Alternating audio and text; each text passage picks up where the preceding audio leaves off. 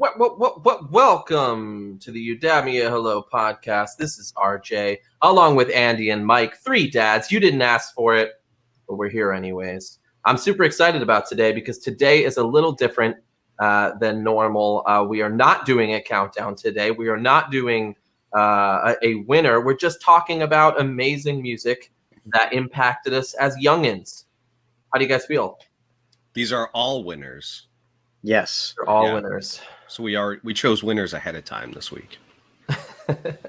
So we're going to talk a little bit about the three top albums that impacted our childhood. There are many more that impacted our childhood, and we decided to stick with anything before high school. So we will do another episode in the future where we talk about some high school albums that really impacted us. But today is just some of the first albums that we can remember listening to. So again, you guys excited? What's going on? Yeah, I'm excited because we have a wide range of musical tastes. As you'll see with if you've ever watched us, that's very clear. But I think each one of us has, even our three records that we each individually chose are very wide ranging. Kate's already razzing us.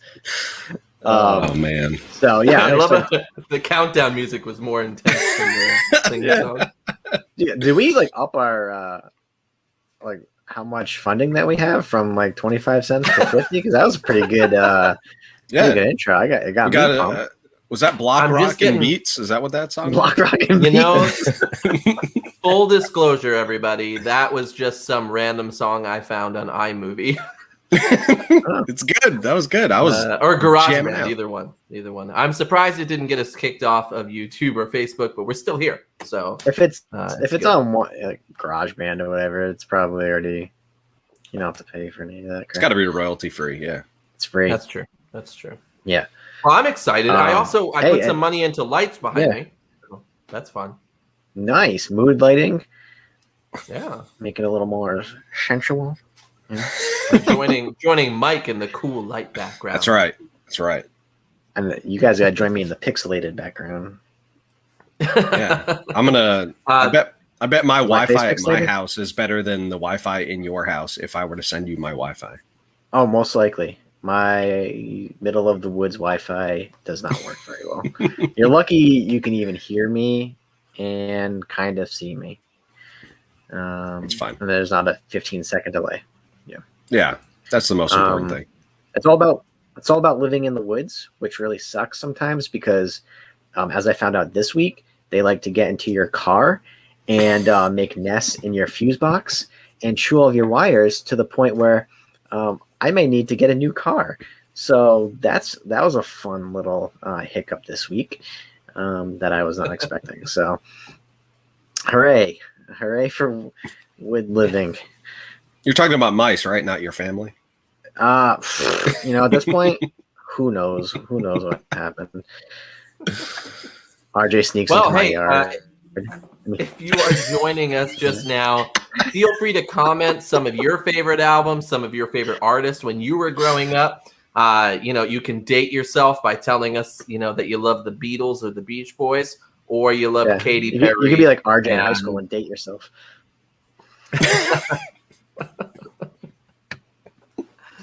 Oh man! Wow. I got nothing, but I'm excited. On the other front, music-wise, we've got a new song coming out finally. It's been a while, but we have a new song, and tonight we are world premiering the demo chorus of our new song. So it is called Plans so we can read it. Yes, yeah. We are coming out with a song. I can't remember the date it's coming out, but it is in the promo. So here it is. Is it in the queue? Very short. Okay. I don't know. But I'm deaf and blind with no words to describe how this feels. And I'm moving forward with you, but the past is on my heels.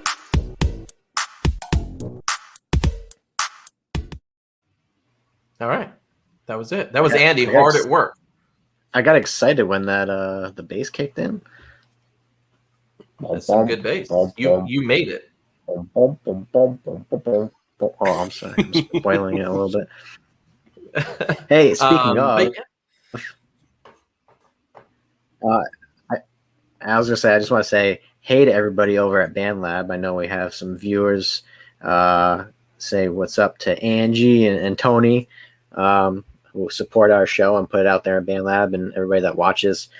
If you're outside, some pretty cool interviews and whatnot up on her site as well. So go check that out. And I'm going to keep my hands in frame the whole time based on some of those BandLab comments we got in the last episode. Yes, we got some. We won't go there. Though it is kind of like when RJ was dating himself. Wow. Did you guys go broke on Amazon Prime Day? Nope. We bought a tablet for one of the kids. And I bought something. I don't know what I bought. I don't know. It must have been really cool. Yeah, I bet great. It's awesome. I'll check it out next week. I was looking at like if there's anything good on sale, like music wise. I was looking up to see if there's any good synthesizers or anything. There's a couple that were like $50 off, but I was like, it wasn't really intriguing enough for me to spend my money. And now that I probably need it for a new car, I'm glad I didn't buy anything. Well, that's a good point. Good point. All right. Well, how do we want to do this? We didn't discuss anything, by the way, of like how we want to do this. Like, this is so different than anything that we've done. So we're just winging it. Before we get there, I just want to mention the three of us got together in person. Finally. And we went bowling this week at this high-tech facility called the East Providence Lanes. Oh, wait, what's this? We have a report.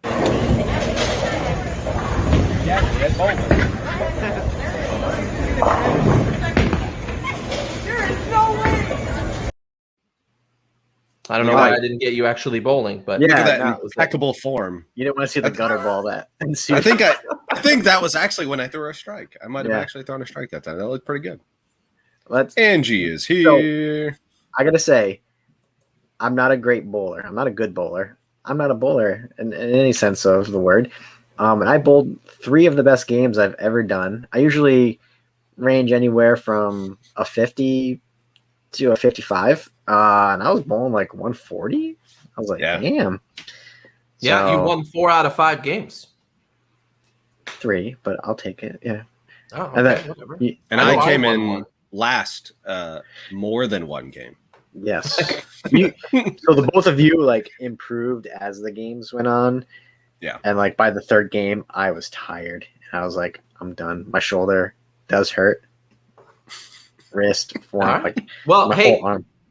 I have been on another podcast where we did a discussion of albums, and the way we did it there was we each took one turn apiece talking about one album, and we just went in a circle until all 3 or all 9 were talked about. So we have 9 albums today. We're bringing to you 3 apiece. As Andy said earlier, they are very different from one another. But let's start off. Who wants to start? Why don't you go first, RJ? Because you're very excited about our records. Oh gosh! And you got a Super Mario Brothers shirt on. Like you're I have a Super Mario Brothers. I think it's Super Mario Brothers 3, technically. But that's fine. Yeah.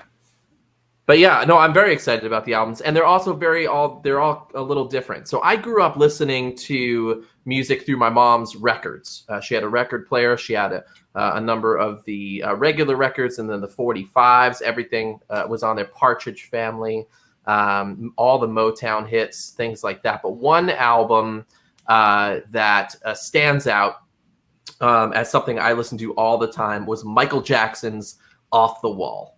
Michael Jackson has many, many good albums, many, many good songs. And it's really a toss-up for me between Off the Wall and Thriller as the 2 albums that I listened to a lot growing up. Now, obviously, the later stuff was also really good. I love Dangerous. I really loved History, which was a big greatest hits compilation with some new stuff on it. I loved Bad. But Off the Wall was probably the first album that I heard with him on it, outside of the Jackson 5. Michael Jackson, one of the best-selling music artists of all time. He's sold over 350 million records worldwide. He's had 13 number one singles on the Billboard Hot 100, more than any other male artist in the Hot 100 era. He's the first artist to have a top 10 single in the Hot 100 in 5 different decades. Man. He's had 15 Grammy Awards, 6 Brit Awards, a Golden Globe Award, 39 Guinness World Records, including the most successful entertainer of all time. He's also been inducted into the Rock and Roll Hall of Fame twice, and a bunch of other things. His estate in 2016, 7 years after his death, was worth $825 million. So yeah, I bought it. A ton of stuff. Off the Wall, however, was his first album after the Jackson 5, and it was a huge departure from the Jackson 5 music, and it's hailed as basically the major breakthrough for him. For people who are wondering, Off the Wall, what record was that? Don't Stop Till You Get Enough, Rock With You, Off the Wall, Working Day and Night, She's Out of My Life. I think that was sort of the singles that came off of that. But just a great album. Did either of you guys hear this album, or have you listened to it since? Yeah, I actually... I was going to say it's weird when you think of Michael Jackson. You go from the Jackson 5, and just Michael Jackson. You go from the Jackson 5, and then you go to Off the Wall, and then even still, he continued to evolve afterwards to the pop star that he became. But Off the Wall it's a disco record. It came out in the late 70s, and you wouldn't necessarily think of Michael Jackson as a disco artist, but this record is possibly one of the biggest disco records of all time. Yeah, it was a little bit of a mix. Definitely more disco influence for sure. Like, I was going through this phase, I think I talked about before, where I was listening to some of the top albums that Rolling Stone, they put together this top 500 list, and Thriller was on there, Off the Wall, of course, were on there, and those are the two albums that a lot of people debate as to which one was better. Personally, I think I like Thriller a little bit better, but this is right behind it. So I really enjoyed it, and I listened to it the other day. I think if you just turned on the radio ever in your life, you probably know half of the album already. So there's not any surprises on it. But I think for me, like, the album starts off really strong, and just kind of just keeps you going. Like, they probably could have. I think that it was mixed well, from that aspect. Yeah. Yeah. So this album, it marks basically it's a landmark of the disco era. It's one of the greatest albums of all time in the disco era. It's certified 9 times platinum in 2021. Just this past February. But Rod Temperton is a name you may have heard. Rod Temperton actually came in and wrote with him Rock With You, Off the Wall, and Burn This Disco Out. And they were only going to use one of them, but Michael loved all 3 of them. And so he ended up keeping it. Sorry, guys. I just got a flash that my computer wasn't plugged in. So we do not want to lose me. But yeah, so Temperton came in, wrote all 3 of those songs with him. They ended up keeping them. And Michael Jackson actually learned all 3 of the lyrics throughout the night so that he can sing and not read them as he recorded them. So I thought that was pretty cool. And then another moment there was She's Out of My Life. It was actually written for Quincy Jones. And Quincy said, Michael can have this song. And She's Out of My Life, he cries at the end of this song, and they keep it in. So if you've ever heard the ending of She's Out of My Life, he's crying at the end of it because of how emotional that song was for him. But Michael would go on to do a lot more after this. Thriller being, again, a debatable one of the greatest albums of all time. Yeah. Bad was a great follow-up. Dangerous is kind of a sleeper hit, Dangerous. There's a lot of good songs off of it, but as an album, it's not as well known, but I love it. And then History was one of the first albums. Andy was talking about it when we were preparing for this. What were some of the first albums you bought with your own money? And History, Ann and Hope, I bought Oh, it. dang. And I remember buying History and being so excited. It was a 2 CD one with a whole sleeve, a whole book of every song. I love it when they had the lyrics in the booklet. And History was the first album was all greatest hits, and the second album was all new songs like Scream, They Don't Really Care About Us, and a cover of Charlie Chaplin's Smile are the ones that really stick out for me. But yeah, so that's my first one, guys. Michael Jackson's Off the Wall. If you haven't heard it, definitely check it out. And yes, BandLab, We Are the World. That was a huge song, which included Michael Jackson and about 40 other artists at the time. I think that was after this and Thriller. I think it was somewhere in the mid 80s. But We are the world. Yeah, I was gonna say, if you haven't heard this album, wake up. You've been living under a rock. Mm-hmm, mm-hmm. All right, I think even under rocks they have it. Let's move on to Andy. Andy, what do you got for us today? All right. So I'm gonna go with an album that really, kind of formatted me into being a hip hop head, essentially. So growing up as a kid, it was basically just the radio on. My mom, playing whatever the current hits were. So that's kind of what I grew up with. It wasn't album playing. So as I got a little bit older, that's when I started listening to full albums. And it was like my stepfather had a massive CD collection. So it was always these long car rides with him and kind of listening to different things. And in this massive CD collection, I start to see all these hip hop CDs, and I'm like trying to figure out like what do I want to listen to? What's going to really kind of pique my interest? Because at this point, what you have on the radio is like gangster rap. Essentially, you have a lot of Dr. Dre, Snoop Dogg, Onyx, things. NWA, things like that. And frankly, there was an album by, it was either Eazy-E or NWA, where they did like this really deep voice, like a horror, like ha ha ha ha. And my stepfather used to turn off the lights and scare the living crap out of me as a kid. He would play that because that kind of voice freaked me out. So I was like, I don't know, like if I put the headphones on, like what's gonna scare me or not, right? So I see this one CD and I'm like, it looks pretty cool. Nothing. This is like kind of like a wholesome album, like to me. I was like, all right, let me check it out. And I put it in a Walkman, a little CD Walkman, right? A what? Exactly. Exactly. What is that, kids? Go Google what a Walkman was. So the first song hits and it's just this bass line. And then this nasally voice comes in and just, back in the days when I was a teenager, before I had status and before I had a pager. And I'm like, what in the world is this? And it was Q-Tip's voice. And the album is A Tribe Called Quest, Low End Theory, which is undoubtedly one of the best hip hop albums of all time. It's very critically acclaimed amongst, true hip hop, followers. That is a Walkman. Yes.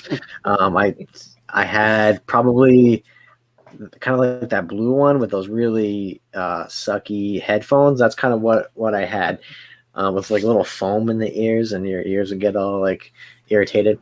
So from start to end, this album just kind of floors you. It's just a very complete album. A Tribe Called Quest, is Q-Tip, Phife Dawg, who on this album kind of comes in and out, and then Ali Shaheed Muhammad, which was a producer / DJ. Q-Tip really produced the entire track, and around this time, what they were kind of known for. This is their second album. Their first album was pure sample, jazzy kind of stuff. This one was more bassline heavy, and so it was a little bit different sound. And then they end up their third album, Midnight Marauders.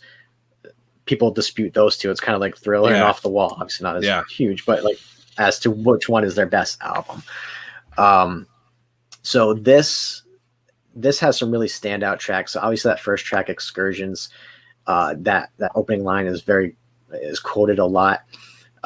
You have one of my favorite songs is called "Show Business," which is them, Diamond D, and then Lord Jamar and Sadat X, who are from Brain Nubian, and basically talk about the trials and tribulations of the the rap industry. And Sadat X hits him with "Oh, he's cute, yeah, real cute, but I wasn't that cute when I didn't have no loot." They just go off on that. And then you got Check the Rhyme, which was I think their first single off the album, where they go back and forth with different verses.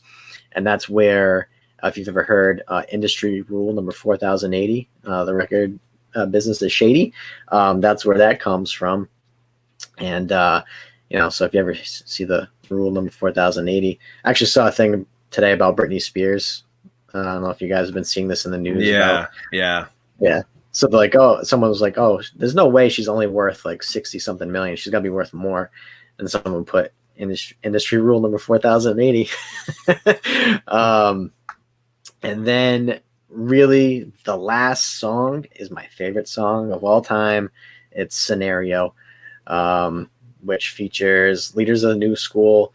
And one of the people in Leaders of New School is Busta Rhymes. And this was really the song that catapulted his solo career. I believe they went on, I think it was Arsenio Hall, and performed this. And this was like the first time like really seeing Busta Rhymes like in person. And his verse is absolutely crazy. Yeah. So good.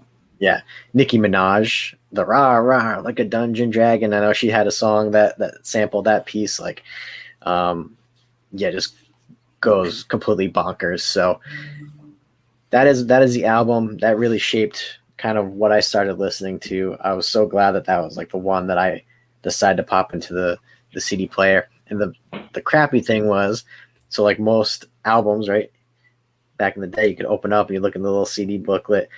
It was like it came out and it was just like a page and there was like nothing in there. I was like, this is before like the internet. I was like, I want to know more about this group. So what I do, I went to the CD store and I whenever I saved up $10, I bought the next CD and I bought the next one, and I just went through, and then they ended up coming back and they released an album right before, or right after Phife Dawg, passed away, and which was another great album that they came back together as a group. So if you don't know who they are, go check them out. Start off with this album first, for sure. Yeah, you can't go wrong. You really can't. It's a record that I got into very late, maybe only about 10 years ago. And I knew the singles. Everyone knows the singles off that record if you were listening to the radio at that time. But really going back and listening to that whole record, I mean, the production is impeccable.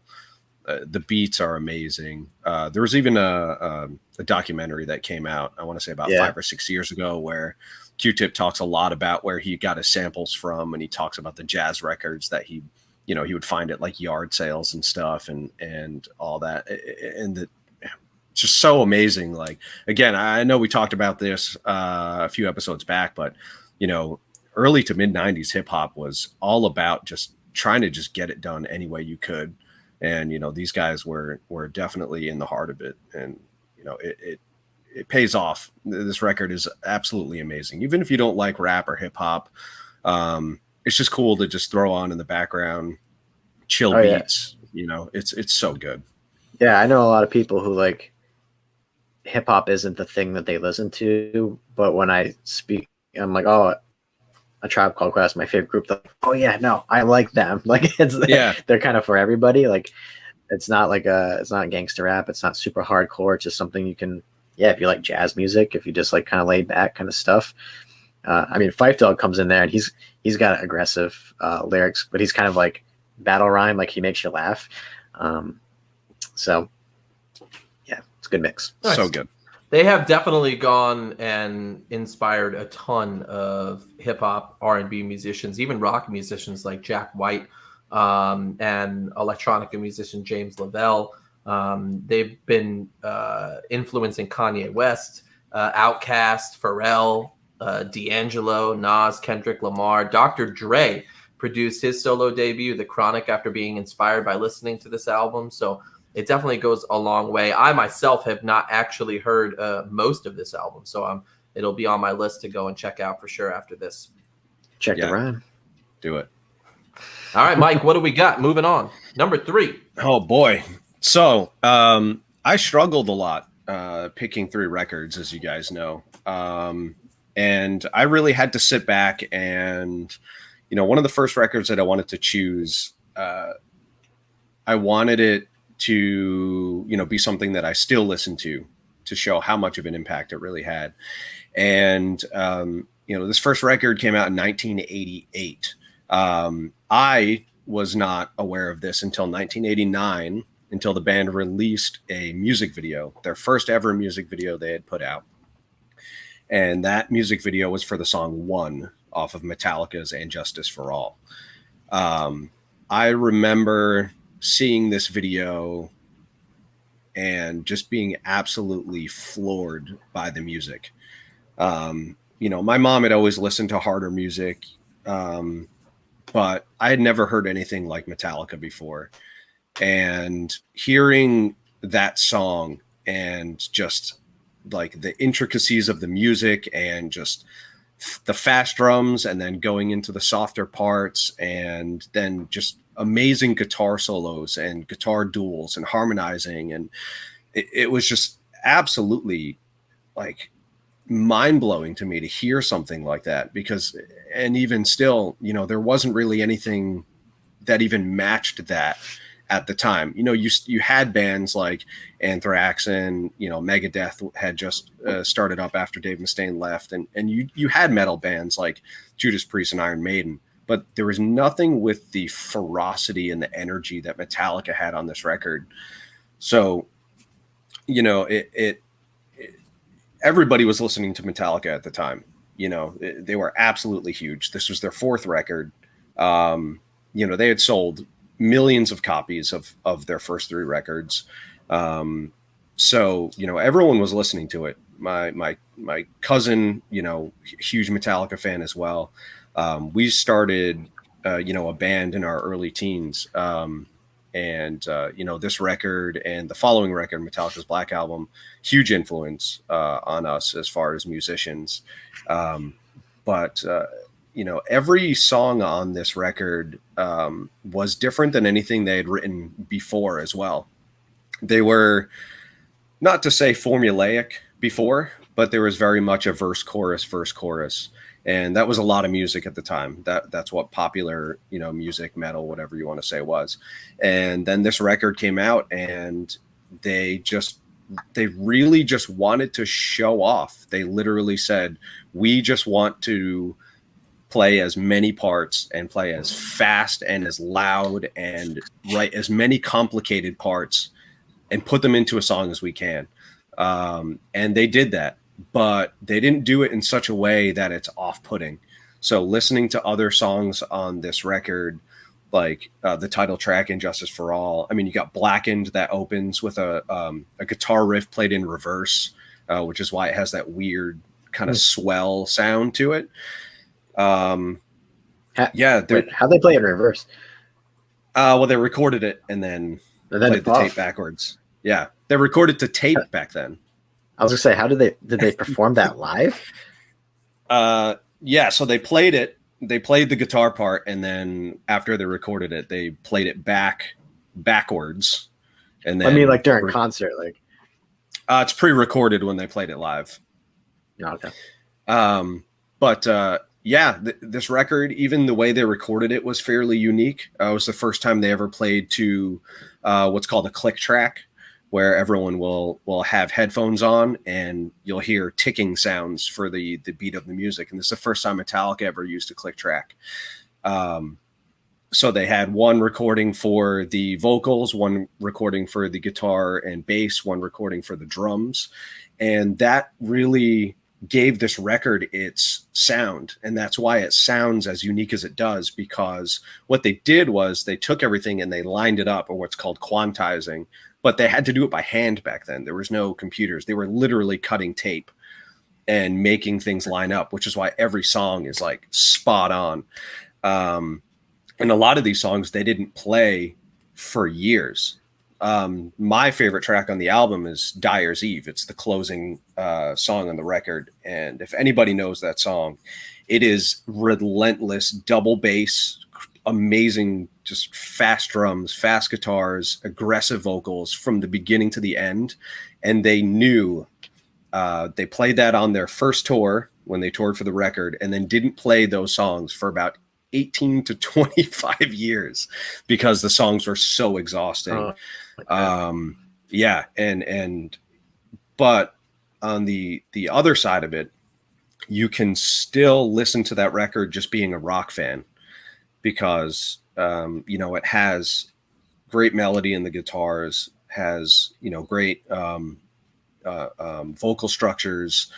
And there's just a lot of really cool parts of the record that will really catch anyone's ear because it's just composed so well. They didn't just play really fast just to play fast. I mean, there's melodies that you wouldn't normally hear in music at the time with fast guitars anyways. It would just sound like mush if you were listening to like, Yngwie Malmsteen or something, just to throw a name out there. But yeah, so good. A lot of people say the Black Album is where they kind of sold out, but this record really catapulted them. They came around the MTV era when music videos were starting to get big. So you could see what Metallica looked like, who was already one of the biggest bands in the world. And then they had a video, and even listening to the Black Album, a lot of those songs sound like they could have been leftovers from Injustice for All. So to anyone that says the Black Album is where they sold out, you lie. You're a liar. I know. But honestly, it's great. What were you going to say, Andy? Sorry. I was going to say that was kind of my introduction to Metallica, was the Black Album. I almost put that on my list because that was my stepfather and my uncle were big into heavy metal, was constantly played. And that's kind of where I started to listen to them. But I think this album, if you're not a big Metallica fan, you'll know the song One, because that's one of the most popular songs that still will be played on the radio. Apparently there's fireworks going off in my neighborhood for some reason, because it's the weekend today. Before the 4th of July weekend. Yeah, and then maybe they're just testing things out. So if you hear a large kaboom, that's what's going on. You see me go, oh, that's because that scared me. Oh. Yeah, but this song, this album was like super intense. And I was reading that the big complaint about the album was you couldn't really hear the bass too much. No bass, right? It was really low. Apparently they just came off a tour and their eardrums were just shot and they couldn't hear much of anything. So like they kept upping the levels of everything else so they could hear those, and the bass got left out. Yeah. So, and they were like, oh, they did a re-release of the album and they didn't change anything about it. They were like, this is a part of our history. This is the way it came out. This is the way it's going to be re-released as well. So yeah, things like that happen, but it makes it unique, in their own thing. So nice. Yeah, One is huge for me. I think this was on one of the Rock Band or Guitar Hero, maybe Rock Band, because I think it was a download. What was Expose? It was on. It was on Guitar Hero. Metallica Expose. Okay, well there you go. So they had their own, but One was actually voted as the 7th greatest guitar solo of all time, placing between November Rain by Guns N' Roses and Hotel California by the Eagles. So a great place to be. It was also nominated for the first ever Grammy Award for the Best Metal Performance in 1990. So and then they lost to Jethro Tull, and everyone got mad about it. Yeah. So Mike, our Grammy gave out awards. That's cool. Yeah. She was pretty awesome. There were cookies. She gave out wine biscuits to everyone. Oh yes, and the best macaroni you'd ever eat. You know it. Well, my next one. moving away from Metallica and getting into a little something different. So I would dare say this is my favorite group of all time in any genre. Seasons Change by Expose. No, I'm just kidding. No, honestly. So I you have my mom to thank or blame for this. But one of the music that I got into in that time was Boys to Men. Boys to Men formed in the late 80s in Philadelphia. And they just had that Motown sound. And I had already been into a ton of Motown due to my mom's record collection, listening to The Temptations, listening to, a lot of the other Motown artists. But Boys to Men just stuck out for me. I'm going to go with today their album 2, which is not their first one. Cooley Eye Harmony was their first one. And it was the first one I heard. End of the Road was on that. Motown Philly was on that. And so some big hits off of that, but nothing compared to 2. You had Water Runs Dry, On Bended Knee, I'll Make Love to You, Thank You, a cover of the Beatles' Yesterday, which if you like the Beatles or you don't, you've heard Yesterday, listen to Boys to Men, redo that a cappella version. It's amazing. But for people who don't know, Boys to Men was a very early boy band, if you could say, who sung 4 parts. They had Wanye, Sean, Mike, and Nathan. Michael being that guy who just spoke and did the bass lines throughout most of their songs. So if you ever heard those songs and the guy was like, "Hey, girl, baby, I just want to let you know," that was Michael. He did leave the group in 2003. And since then, they've been just the 3 of them since then. But just the 3 of them. But 2, man, that was an album I listened to straight from start to finish. It was their second or third studio album, technically, because they had a Christmas album in between where they actually worked with Brian McKnight. Doing Let It Snow was their big hit from that one. But Boyz II Men released this in August of 1994 on Motown Records. I'll Make Love to You was one of their singles. On Bended Knee actually replaced it in the Hot 100, making them the 3rd artist ever to replace themselves at number 1, along with Elvis and the Beatles. And they were the first to achieve it in 30 years, which was pretty cool. I'll Make Love to You spent 14 weeks in the top 100's number 1. First artist to achieve a consecutive double-digit run at the top, because End of the Road was also on there for over 10 weeks.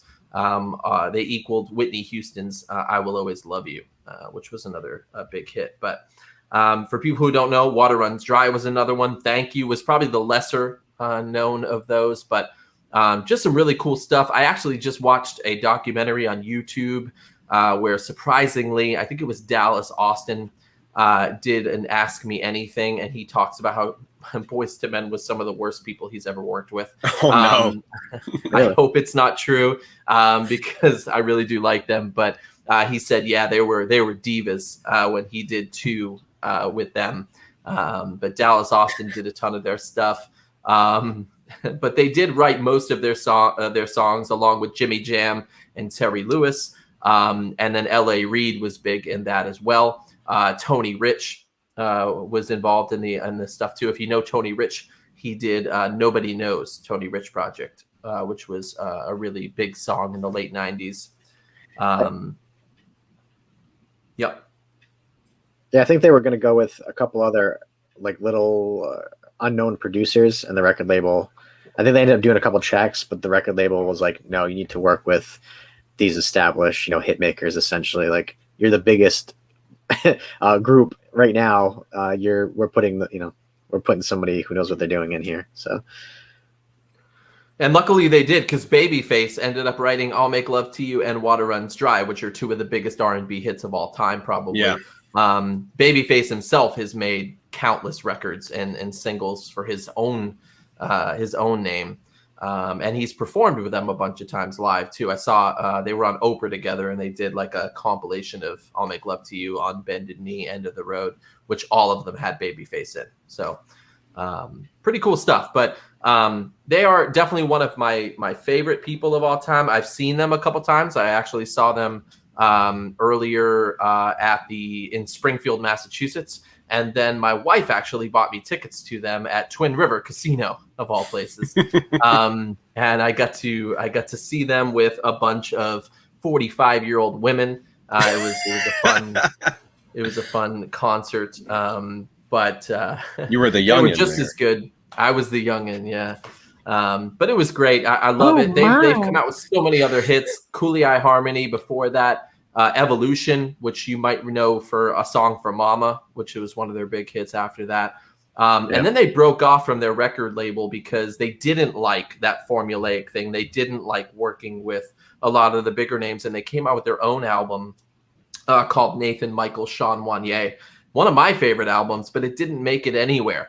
There was a single off of it called Pass You By, which it kind of passed everyone by. But if you really want to hear what they were going for, Nathan Michael Sean Wanier from 2000 is actually a great album.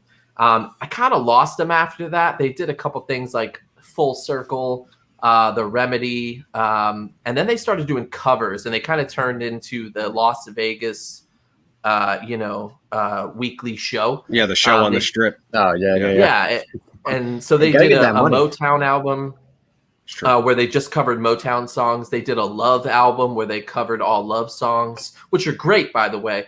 And then Under the Streetlight, they just came out with this in 2017 where they're covering even older Motown songs from like the 50s, 60s. So if you're interested in hearing them cover about 58 songs, there's Motown, Love, and Under the Streetlight. But they haven't come out with anything original that's that great since Nathan Michael Sean Wanier in 2000. But they're still going strong, doing their thing. They were just on Songland a couple years ago, which is a American Idolish type show. And they appeared on there and sang a song. So they're still doing their thing. And they had a Las Vegas show a couple years ago. So yeah, what do you guys think? What was your experience, if there was any, with Boyz II Men? Yeah, I think remember a couple of the hits. And again, it being a product of the MTV era, those songs were all over MTV. I'll Make Love to You was, I think, one of their biggest videos. This was one of the records, unfortunately, that I didn't get a chance to listen to all the way through. But I again, it's not really in my wheelhouse either, but I do remember it being big. I mean, everybody was at least singing that song. Yeah. The only album that I own of Boyz II Men is the first one there with Motown Philly on it. That was the one that I listened to a lot. But then I did listen to two based off of RJ's recommendation. I don't know, 6 months ago or something like that, when we were just kind of in a casual conversation. He was like, "Hey, can you make a beat like the ones on Boyz II Men's 2?" So this moron wants me to make beats like freaking Babyface over here. Like, who do you think you are? Like, come on. And I made one and I sent it to him, and he immediately just was like, "I can't use that." So sorry you spent all that time on that thing I asked you to do. Yeah, I tried and failed, and I said, you get whatever I give you. But no, it was a great album. Obviously the hits. I liked some of the songs that weren't their hits. I can't remember the name of it, but there's one that's very more hip hop-ish, kind of beat that I really liked. And some of their slower stuff is okay. I like kind of their up-tempo stuff a little bit more, but yeah. All right, Mike, anything last to say about that? If not, we're going to move on to Andy. Andy is next. All right. Thanks for that introduction, guys. So here we go with going like way off track from what we were just talking about. This album was another one, long car rides, and from start to finish, if you are not pumped at any point during this album, you have no pulse. and it's a punk rock classic, and that's Offspring's Smash. I think I have owned this album multiple times. I had it, thought I lost it, bought it again, and then found that crap, there it is, it's somewhere else.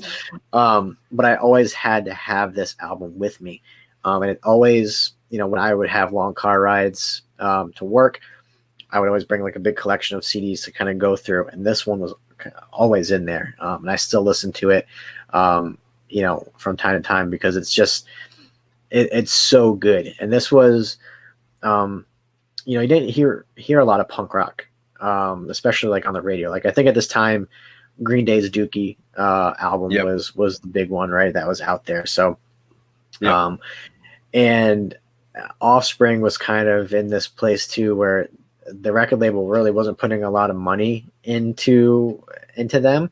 I think they had a really small budget when they made this album. $20,000. $20,000, which that's people nothing. In the record industry, that's nothing. So to make an album like this, bare bones, is so good. I feel like most of these songs could have been singles. I really strongly feel that every single one is so good on their own. There's some songs that are super short, like a minute and a half, 2 minutes, and then other ones that kind of go on a little bit. And they're all good, really up tempo, that punk rock, but also like in that kind of essence, like songs that you can sing along to, especially like the choruses, which kind of plays a little bit to the mainstream, like that you could play this on the radio. Obviously the big song on here was the Come Out and Play, which is the Keep 'Em Separated song. And basically, so Dexter Holland from the group said that basically he was writing about whatever was happening in front of him. And he said back then he was a grad student and he was commuting to school every day in a crappy car driving through East LA, which was Gangland Central. So he was kind of there the day of the LA riots. So was very kind of aware of kind of what was going on in the world at that time. So that's kind of what was going on. Raven. So if you're a wrestling fan, Raven from ECW had this as his theme music, which kind of went along with his character really well. There's a song called Bad Habit. I will say this: if you have road rage, do not listen to Bad Habit. It will not get you in the right mindset while you are driving, because it's all about road rage and doing something that that's really bad. There's one line in there though that is probably will go down in history as one of the greatest lines ever in music, and that's where he says, "You stupid, dumb poop, GD, MFer," and the way it comes together is so great. And that's him just yelling at another passerby. And then another great song is Self-Esteem. Self-Esteem was their second single that was released off the album. Basically, he's kind of in an abusive relationship where this girl is just taking advantage of him, and he's got no self-esteem, and he's kind of just like, all right, whatever. He's, now I know I'm being used, but that's okay because I like the abuse. He knows kind of what he's in for. That's the situation he put himself in. Yeah. Yeah. And there's another song called What Happened to You, which is really good.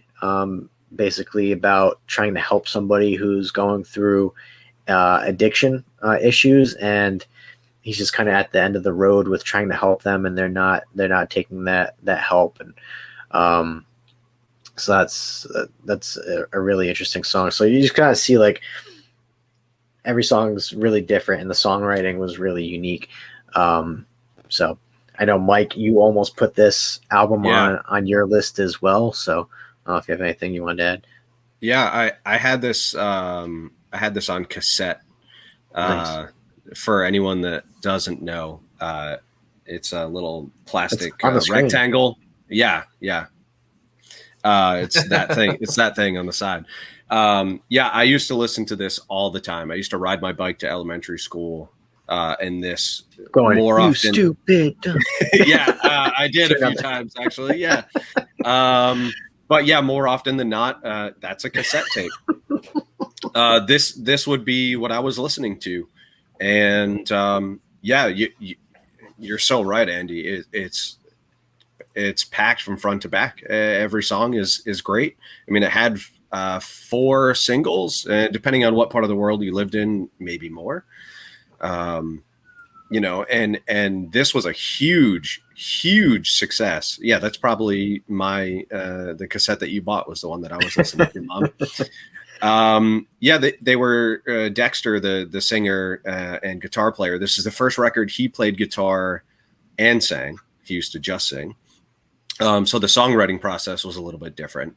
But yeah, their previous record, which was their 3rd record, Smash, ended up being their 4th record. So they had been around for a while and somewhat established, only sold 15,000 records. So the label didn't give them money because they weren't making money. And that's what happened. So they still wanted to make this record. So they used to try to go into the studio at these weird times and get discounted rates to record this music. A bunch of the songs, the last 4 songs they recorded for the record, they recorded in 2 days. If anyone knows, you know, what quality music is supposed to sound like, generally one song will take more than 2 days, if not more than that. But you know, all their hard work, yeah, all their hard work paid off because this record went platinum 6 times. So that means they sold over 6 million copies of this record worldwide. 300 of those to Andy because he forgot that he owned it. And he Yes. But yeah, absolutely amazing record. Yeah, I can't even say enough good things about it. It was definitely something I used to listen to all the time. And if I could find a CD, I'm sure I would listen to it some more. I guess I was busy singing I'll Make Love to You in my bedroom by myself. I did not listen to this album. I did understand Offspring a little bit more later when they came out with Pretty Fly for a White Guy and Why Don't You Get a Job. But before that, I didn't know a lot about them. I did know a lot of the other bands at the time, Sum 41, Newfound Glory, All Time Low. This was before then. But Yeah, this like, was before. This was what, excuse me, 94? Newfound Glory has been around forever. But This like, is like 94 yeah, though. I just Newfound Glory was wasn't like a huge fan. But 2000? no, Newfound Glory was 90s as well. Yeah, they didn't make it big till later. But anything else to say about The Offspring? Nope. No. I like them. They're good. I like They- it. I like They it. kind of, well, they did kind of lose me after that record. And then when they did the Pretty Fly for a White Guy, I was like, nope, I'm off this train. And you know why I know that, Andy? A Pretty Fly for a White Guy was, I think, Dean's wrestling theme music for a little while. I think so. Yeah, so Mr. Greatness, our friend Dean, used to come out to Pretty Fly for a White Guy for his wrestling theme music. Andy, what did you have for wrestling theme music back in the day? I had Ozzy Osbourne's Hellraiser. Nice. It has just, I had because Limp I called my Bizkit's finisher just the like Hellraiser, this. so I looked up. That's right, you did. You also had High Voltage in your tag team Yes, Linkin Park, High with Voltage. your And yeah, you also a bad haircut and your boss sweater. I and also short- and had jean shorts. Shorts over sweatpants. Yeah. The most There was a lot of athletic bad- thing you can wear. A lot of bad decisions happening back in that day. Excuse me, Mike. You just had to almost call out of work today because of how you went bowling. Yeah, well, my shoulder still hurts. Okay. All right. Well, hey, I picked Michael Jackson. I picked What? Boyz II Men. I I decided think it's to Mike's go turn now. and save. Oh, is it? Oh, my fault. Mike. Is it? Yeah, I always go after Andy. Sorry. today. Hold on. Let me move. It you goes somewhere. RJ, There you go. Andy, All Mike. right, we're better. RJ, Andy, Mike. So my next record, also this band's 4th record, 1992's Soundgarden's Super Unknown. Front to back, no skip, one of my all-time favorite records, period, hands down. Nothing even comes close to this for me, in terms of the bands that came out around this time. You know, you had Pearl Jam. Yeah, 10 was good, whatever. You had Nirvana. You know, they had come out with In Utero a couple of years earlier. Alice in Chains came out around the same time. Still one of my all-time favorite bands. But, you know, this record absolutely like stratosphere for Soundgarden after this record came out. The record before, they did have Rusty Cage, Jesus Christ Pose, you know, so they had some breakout songs, but nothing like Black Hole Sun. That song was absolutely everywhere. You couldn't turn on the radio without hearing Black Hole Sun. And Spoon Man. Those two songs for this record absolutely dominated the radio. And they still had other singles off the record. They had The Day I Tried to Live. They had My Wave, Fell on Black Days. All amazing songs. But those two songs really were everywhere. And, you know, I had the cassette, and I would skip around, and I would skip some of the other songs that, you know, weren't like a traditional rock song. But going back, you know, as I got older and understood music a little more, and I was playing music and whatnot, really listening to this record it's a whole different experience. It really showed what popular rock music could have been back then.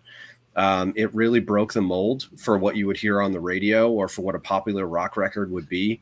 They were experimenting with different cultural instruments in the music, but not like putting them just back in the mix, like actually making them part of the song.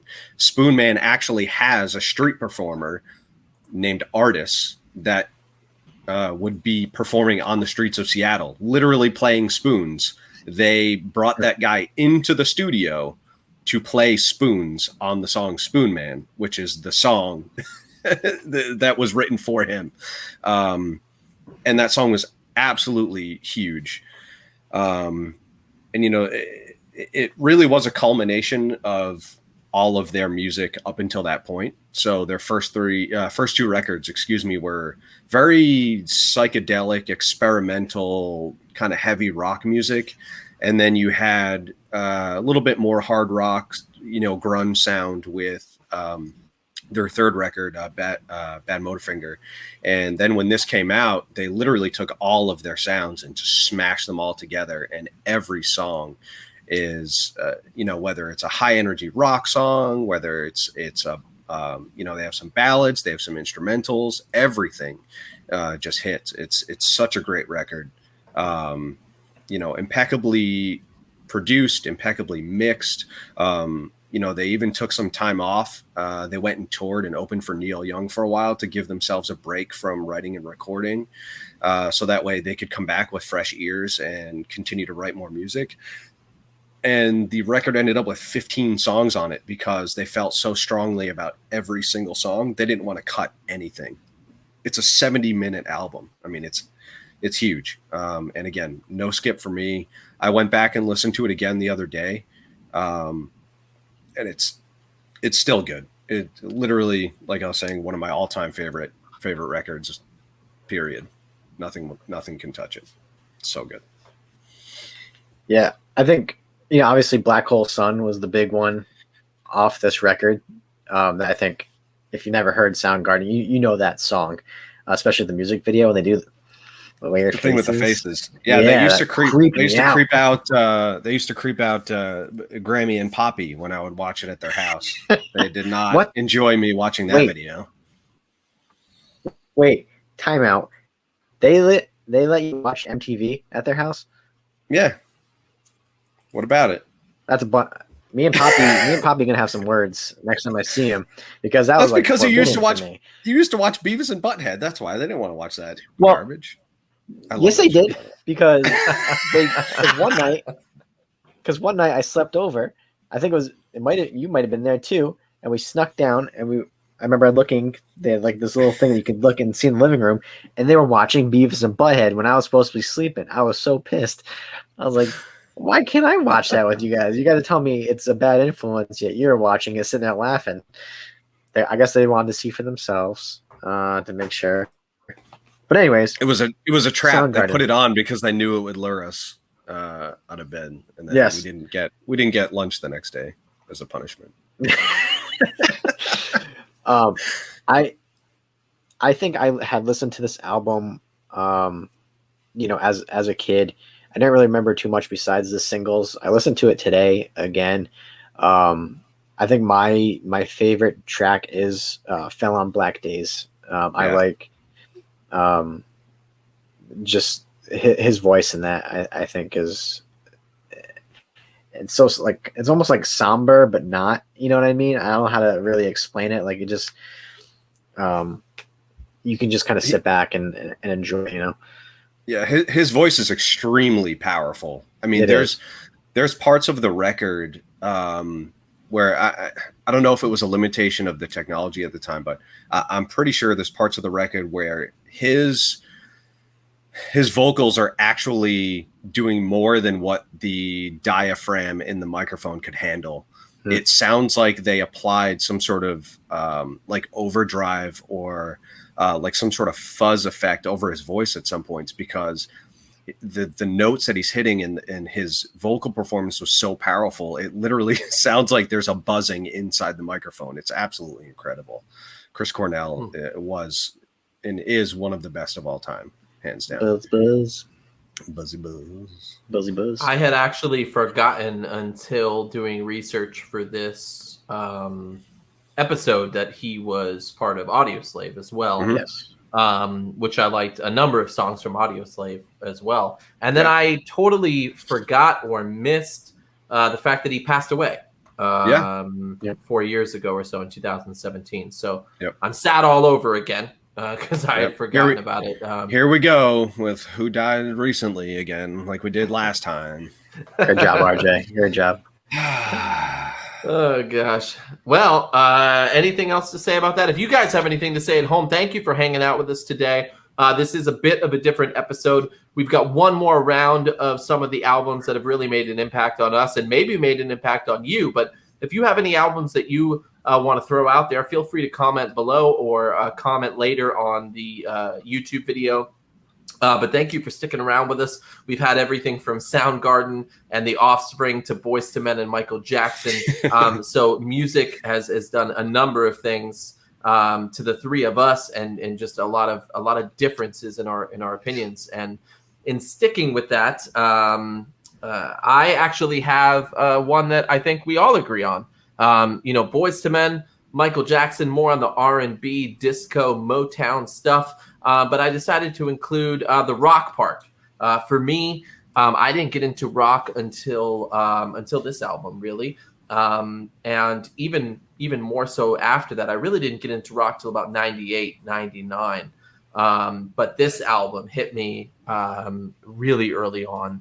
And that is Rage Against the Machine's self-titled album, Rage Against the Machine. This came out, I want to say, in 1992 on Epic Records. This was their debut album, and probably the one they're known for the most, with Killing in the Name of on it. I want to point out, Rage Against the Machine has always been a political band, has always been lyrically against a lot of stuff that's going on, not only in America, but in Mexico and in a number of other places, the American Indian movement. And I have always known that. I feel like anybody who's ever listened to a Rage Against the Machine album should know that. But what I find funny is in the last 2 years, Rage Against the Machine has been making the news because people are telling Tom Morello, hey, we love your music, but it sounds a little too political. And Tom Morello has literally said, have you listened to any of my music for the past 30 years? Rage Against the Machine has had some revolutionary political views since 1991 with their vocalist Zach De La Rocha being the forefront of that. But Tom Morello, just as much. He went on to be an audio slave. He went on to do some of his own stuff. He's probably, in my opinion, and in many others, the best guitarist of all time. Definitely the most creative guitarist of all time, for sure. Some of the stuff that guy does. If you've ever heard any Rage Against the Machine albums, just know that there is nothing you're hearing on that album that is not a guitar or a bass or a drum. Right. They don't do synthesizers. They don't do anything else. So everything you're hearing on them, all those weird noises, he does live on his guitar for the most part. He pulls out the power cord and is hitting the strings with it. He's pulling out the power cord and hitting his hand with it and making noises. He's doing DJ scratch noises on the guitar. Like, the dude is all over the place. Awesome. As of 2010, the Rage Against the Machine album has sold over 16 million records worldwide. And like I said, it's known for Killing in the Name of. It's known for Bomb Track. It's known for Bullet in the Head, Know Your Enemy, Freedom, Wake Up. Just a kind of a personal story here. When I first started getting into wanting to be in a band outside of a Boyz II Men boy band, I wanted to be in a rock band. My friends Dean and Doug would come over, and we would rock out in my basement with fake instruments to Freedom, Rage Against the Machine. And I would scream my face off in my basement. And I don't know how I got away with this, because we would do it until like 2 a.m. in the morning, rocking out, screaming my face off in the basement. And my parents would never come downstairs. I don't know why. It's because they were rocking out upstairs. They were like, I know. They were like, man, Yeah, this guy's Rage going to make Against the us some Machine. money. But yeah, so yeah. again, Killing in the Name of was definitely the what drove this album. It's a heavy track featuring only 8 different lines of lyrics. And one of them being F you, I won't do what you tell me, in which he says F you 17 times. That was accidentally played on the BBC radio in 1993, which I find funny. That's hilarious. Yeah, they didn't print the lyrics for that song in the CD booklet or in the cassette. It shows all the lyrics for the first song. Then for Killing in the Name, it just says Killing in the Name, and then goes to track 3. Oh, interesting. Yeah, that's the song known for them saying some of those that work forces are the same that burn crosses. And it was essentially a song against authorities' abusive power. Rage Against the Machine has actually come up a lot recently in the last couple of years with all of the protests going on across the country.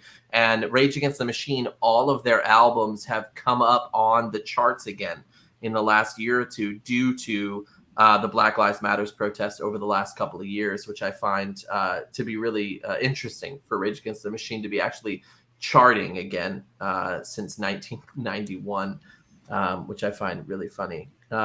Zach also did a song with Run the Jewels, which was that song with Zach's voice basically being part of the beat. Just absolutely mind-blowing. And the video obviously being super political and still very timely, and his verse in the song also not too dissimilar from what you would hear in Rage Against the Machine, but still great nonetheless. I didn't have a ton of friends in high school, and I think a part of it is because I super get into stuff. And so once I got into Rage Against the Machine, I was that dude running around school with my T-shirt that I had made that said the classroom is the last room to get the truth. And I would scream out, "Do you know what we did to the American Indians?" The song Freedom was actually about the case of Leonard Peltier, who was one of the leaders of the American Indian movement, who had actually gone to jail for killing 2 FBI agents during a raid. And there's a lot of bands, including Rage Against the Machine, that were trying to get him out of jail due to the fact that he was standing up against the fact that the FBI was actually overstepping in the American Indian reservations. And so sadly, I don't think he got out, or it was a very long time. But I kind of got out of that phase in the early 2000s or so. But I was very political for a little while because of Rage Against the Machine. You were a social justice warrior before what we know as today as social justice warriors. Before it was cool. But yeah, no, I'm just love raging against the machine in school. He's like, all this stuff, and he's like, I gotta go to math class. I have to thank Rage Against the Machine for all of the friends I've lost over the last 2 years. I appreciate it with everything going on in the world. But yeah, no, this is a great album. And they went on to make a number of other awesome albums. They came out 4 years later after everyone thought they were going to break up. They came out with Evil Empire, which had Bulls on Parade, Down Rodeo. I'm still watching reaction videos to people listening to Down Rodeo, where he basically says, the last black person you've ever seen was when your grandfather bought one. Like ridiculous lyrics, so good. The Battle of LA came out 4 years after that, which was an awesome album. Guerrilla Radio was huge off that record. Calm Like a Bomb, Testify, awesome stuff. They changed their sound just so much, but not a lot. Rage Against the Machine kind of sounded like Rage Against the Machine all the way to the very end. They did come out with Renegades in 2000, which is not one of my favorite albums, but they do have some really good covers on there, including I think F the Police ended up being a huge cover from them, which I love their version. If you haven't heard that one, that is a huge one by them. And Renegades of Funk was another one off of Renegades, which is really good. I like their MC5 cover of Kick Out the Jams. Oh yeah, that's a good one too. And the Ghost of Tom Joad, I think it was. Yep. And then my band. So I had a band back in the day with Doug and Alex and John Sullivan, who I just hit up on Facebook recently. But we actually covered "Darkness of Greed" by Rage Against the Machine. So we were singing at the Century Lounge and the Call in the living room about the AIDS epidemic. So that was fun. Bringing the fun to the nightclubs.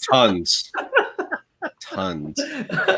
Oh man, but good times. But Rage Against the Machine, still one of my favorites. They're timeless. It's one of those things you listen to it now, and they could have come out with that album yesterday. Yeah. And especially with the climate of the world today, honestly, the lyrics are just as true today as they were 30 years ago. So a timeless album. But Rage Against the Machine is my third pick. What do you guys think about Rage or the album Rage Against the Machine? Andy, you got anything? Yeah, I mean, I don't know if I've ever listened to the album from beginning to the end. I've always been gasp. I know. I think that one I may have, but I'm more of a fan of their singles than anything. They kind of, I don't know, sometimes overdo it for me. Like, I don't know. I have to be like in the right mindset to kind of listen to it from. You have to be really angry against the abuse of power.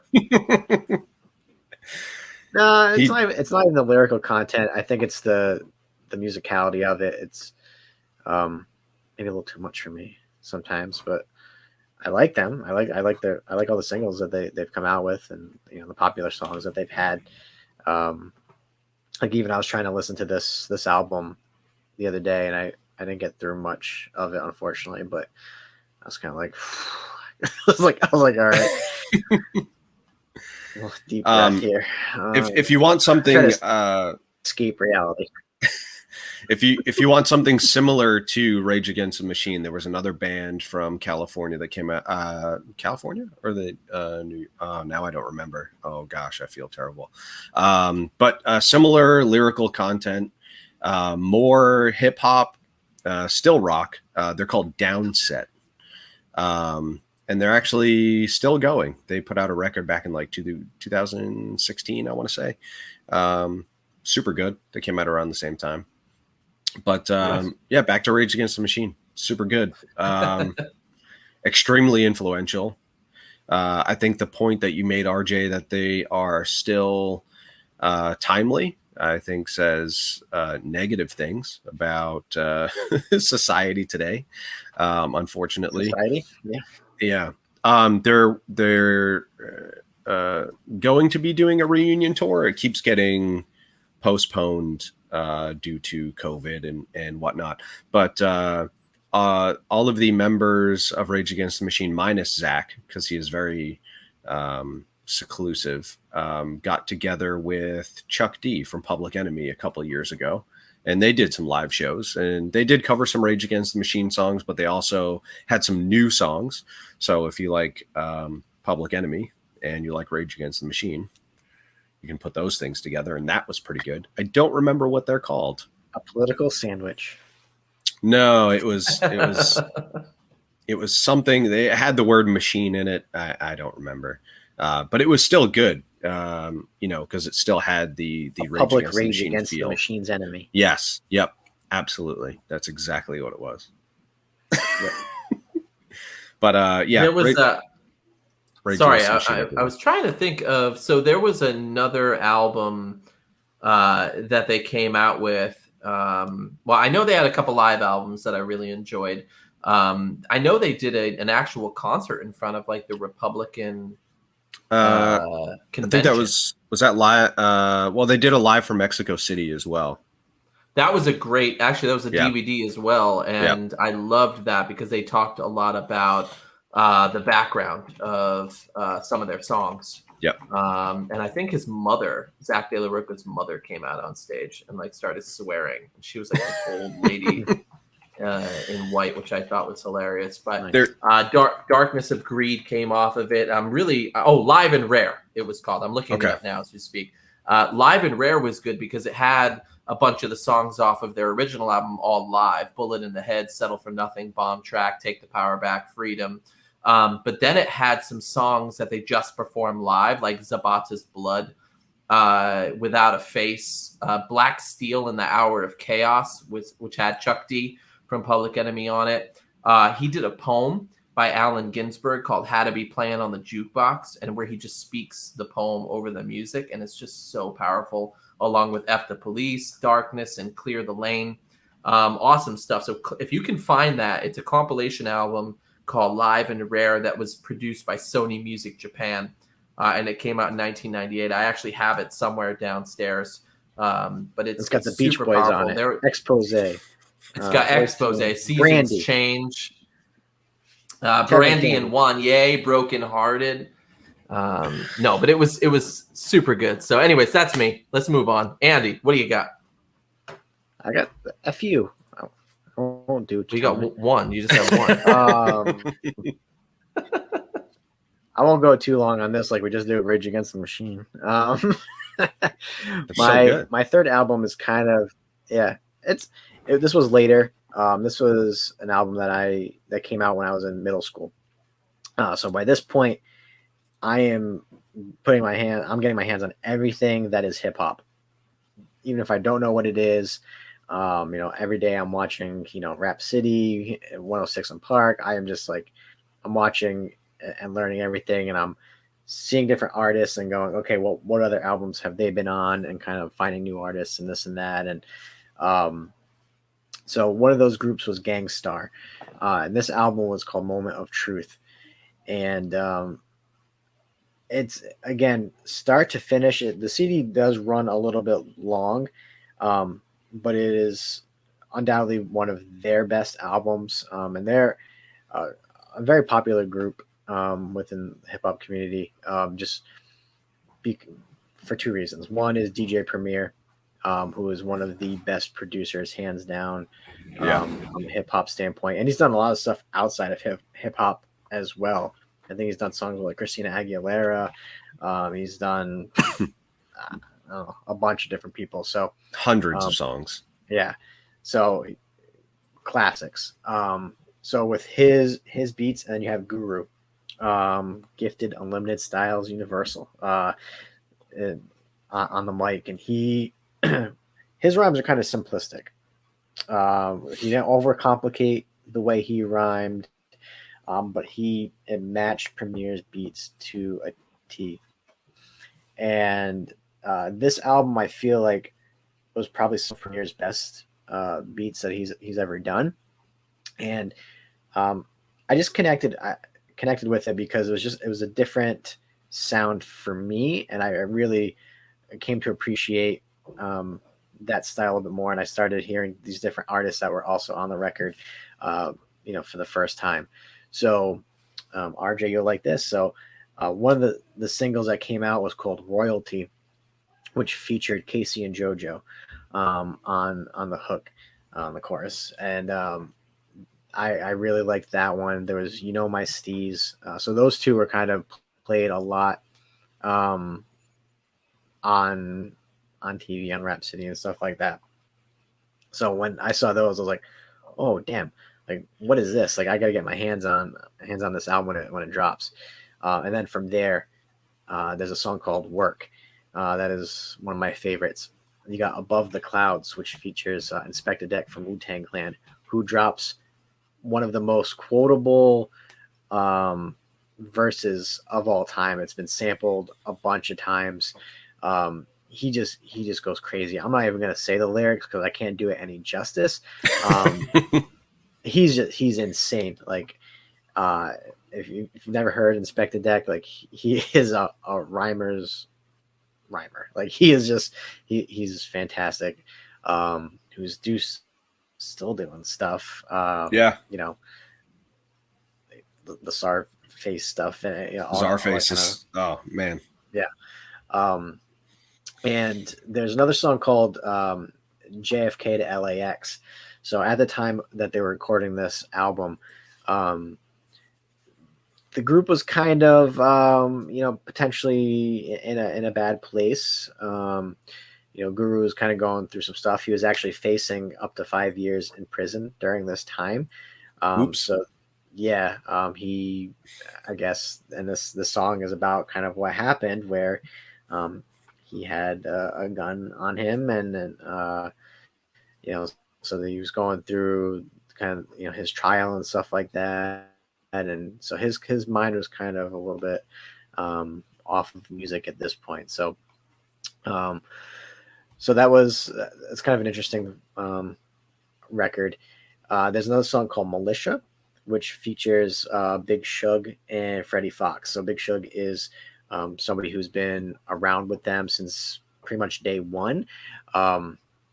And he comes in first, but the last piece of that record is Freddie Fox, who is hardcore. Like, he does, I can't say half of the things that he says, but it's like he brings such intensity. I remember the music video, and I was like, holy, this dude is bad. Like, he's a bad dude, and he's known for knocking people out with his fists. He's known as a big street fighter. So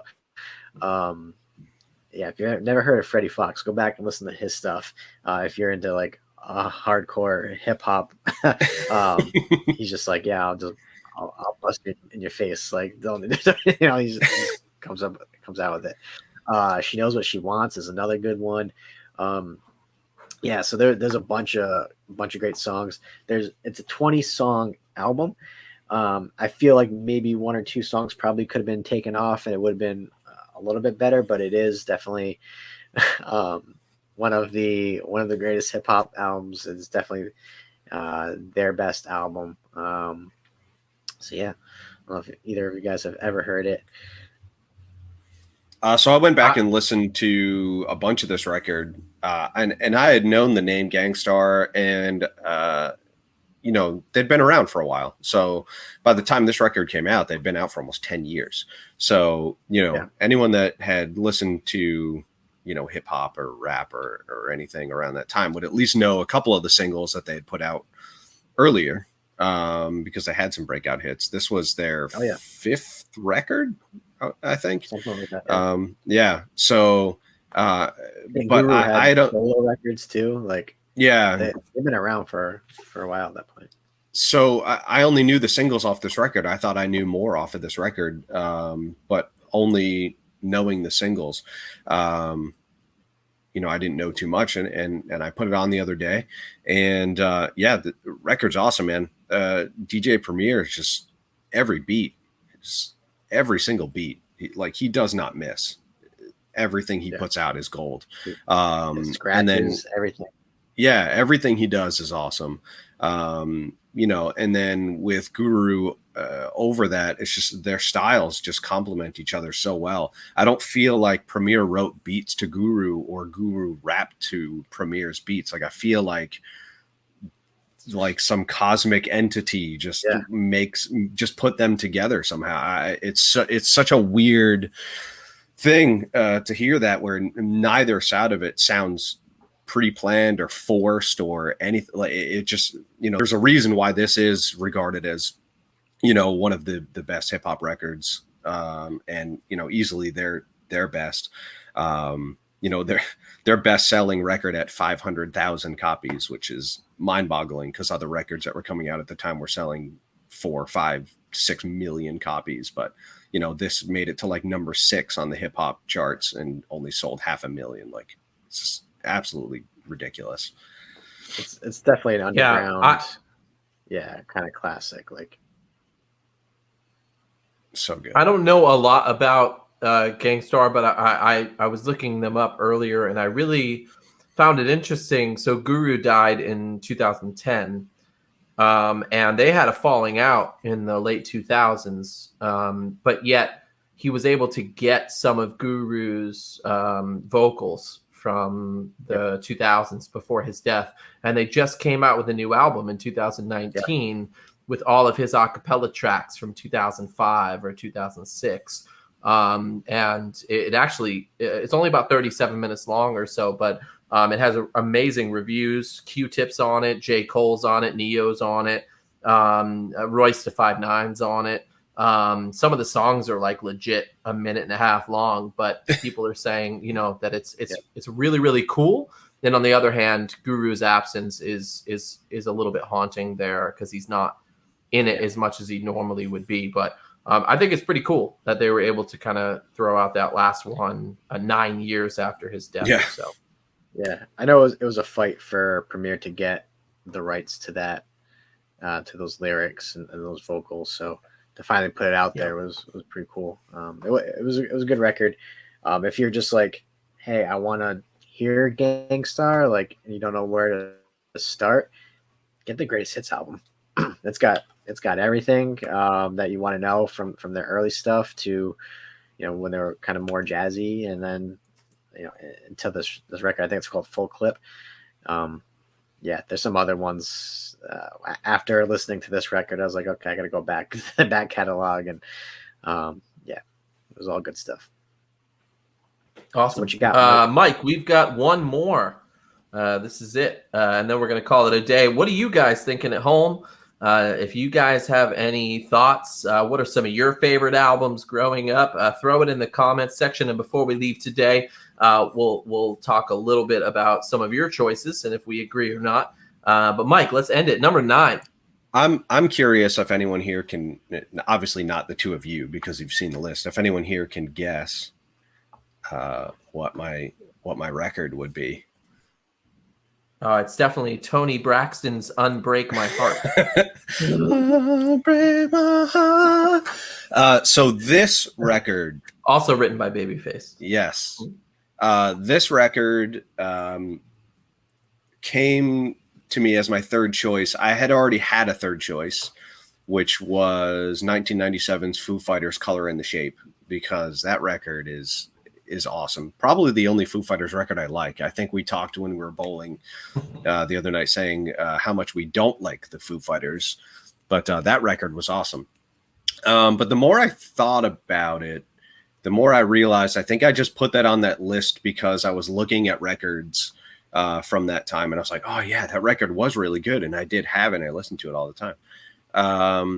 But the more I thought about it, the more I realized I didn't want it on my list.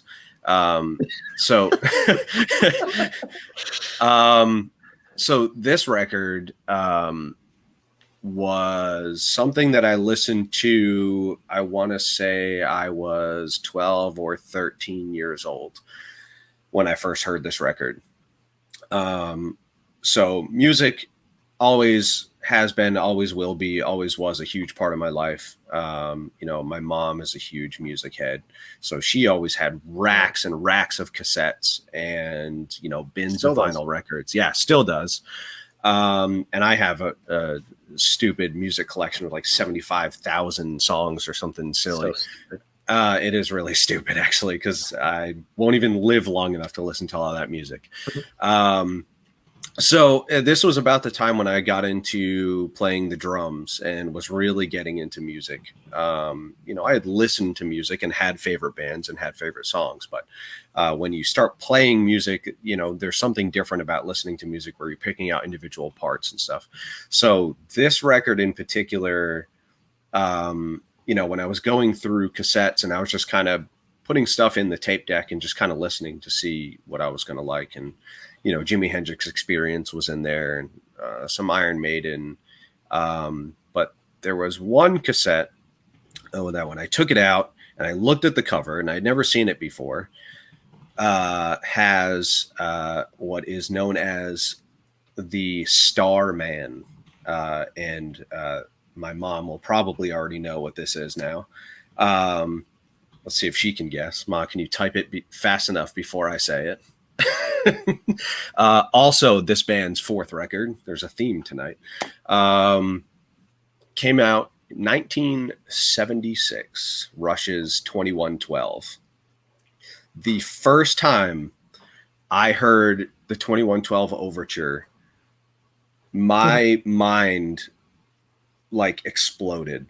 When you hear the opening sound effects, the synths, and then everything comes in with a bum bum bum bum dun dun dun dun dun dun, and then you think the song's gonna start, but then they do that again, and then they do it again, and then the song kicks in with the toms and the strumming guitars, and then the song just explodes, and then Geddy Lee's vocals come in, and I'd never ever heard anything like it before. And again, I've been listening to music, watching MTV, starting to play music. I had never heard anything like this before, and effectively still haven't heard anything like this before. I mean, there's, one of my favorite bands, Dream Theater, cites Rush as one of their main influences, but even they haven't written anything even close to, or anything as impactful on my life anyways, as that 2112 Overture. And, that whole record, ended up being two sides. The first side of the vinyl was just the 2112 Overture, and then they filled the second side with 5 other songs that all had light tie-ins to that first half of the record. But yeah, that changed what I thought of as rock music. Again, this was coming off of me listening to things like Metallica and Soundgarden, and anything that was on the radio at the time, Offspring, all that stuff, Green Day. And then hearing this was just like, holy crap, like music can be like crazy, but it doesn't just have to be just like straightforward. Like these guys they're playing all different instruments and all different times and editing. I didn't understand it at the time, but I knew that what I was listening to was like crazy, was ridiculous. And still something that I listen to on a regular basis to this day. I mean, that record absolutely just kills it. I mean, you can put that record up against anything in the progressive music category. Like I was saying, Dream Theater and, Jethro Tull was big back then. I mean, all those bands, no one can touch 2112. Absolutely not. Neil Peart, huge influence on my early drumming, as well as, Lars being a Metallica fan and stuff like that. But yeah, I don't even know what else to say. The record is just by far one of the best. Nothing sounds like it. Like, yeah, it's so different. I first heard this with you, actually. I don't know if you remember this. We were sitting in your room. You had it on vinyl, and you were like, "Oh, you got to listen to this, right?" And I think we're playing like, either Virtual Pro Wrestling or Fire Pro or something like that, right? And you put it on, and I remember just like what you said, the intro coming on, and I was like, hold up, what the hell is this? Like, Yeah. nothing that I've ever heard before. I'm not like, I wasn't a huge rock fan at that point, and so we're playing it, and I'm just like, what in the world? Like, the vocal, like his vocals are so different. Nobody else sounds like him. The drum sounds like they got like this very futuristic type of vibe to it as well, which kind of goes along with the theme of the album. Yeah. I think if you're a casual rock fan, I think the B-side is probably better suited for you, where it's 5 songs and Just songs. just songs, right? What's the song? Was it Train to Bangkok? Passage to Bangkok. Yeah. Which is their ode to Marijuana. Yeah. marijuana. I really never really listened to the lyrics until I heard that. I listened to today. I was like, oh shoot. I never caught on to that. Yeah, they're not hiding it. Now that we yeah, know, no, they're not hiding now that I'm listening, I was like, oh, that's just there's no hiding it there. Yeah, I think you can kind of get, like, if you're a casual fan, I think you can get kind of lost in the first on the A side, because they take that 20 minutes and they split it up, and it's just like you think you're going somewhere, and it's like stop, goes into something else, and it's just it literally takes you for a ride, and you don't really know where you're going sometimes. You know what I mean? Like, yeah, it gets weird. There's weird. like a weird break with like sound effects in the middle, and you think the song's over, and then they just come back.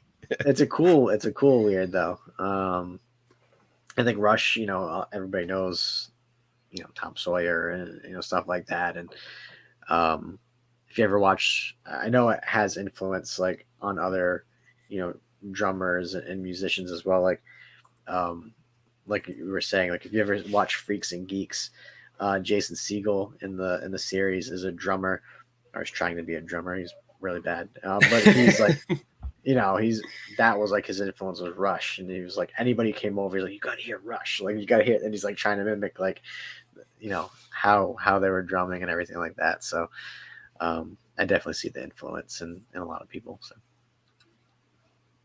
Yeah, Rush has made a lot of influences on people. Coheed and Cambria, one of my favorite bands of all time, actually came out with a song called 2113, which is a secret track on their In Keeping Secrets of Silent Earth 3 album. It is actually the longest running Coheed and Cambria song.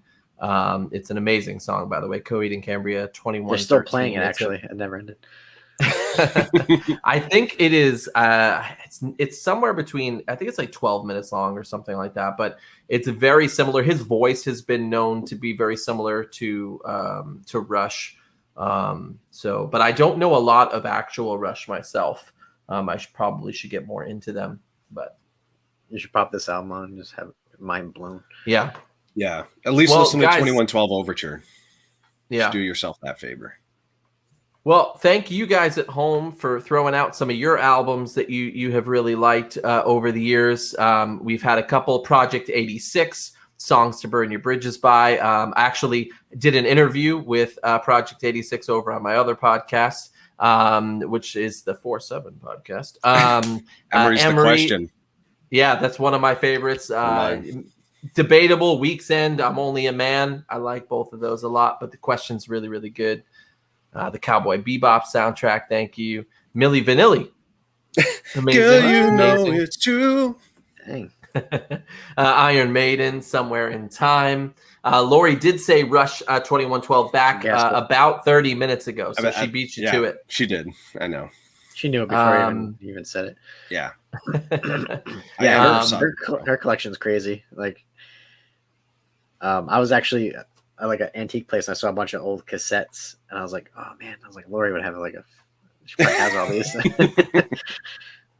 Well, anyways, it's getting super late. Thank you guys so much for hanging with us. This was a little bit different, but we hope you enjoyed it. We will bring this back again when we discuss our high school bands, which for me is going to be filled with a ton of emo screamo bands. So I hope You got to you're ready come with for it. eyeshadow on and wear all black. Yes, yeah. With swoopy There's going to be hair. a lot of screaming. The Used, Taking Back Sunday for me. It's like really sad. So Fingerless just- gloves.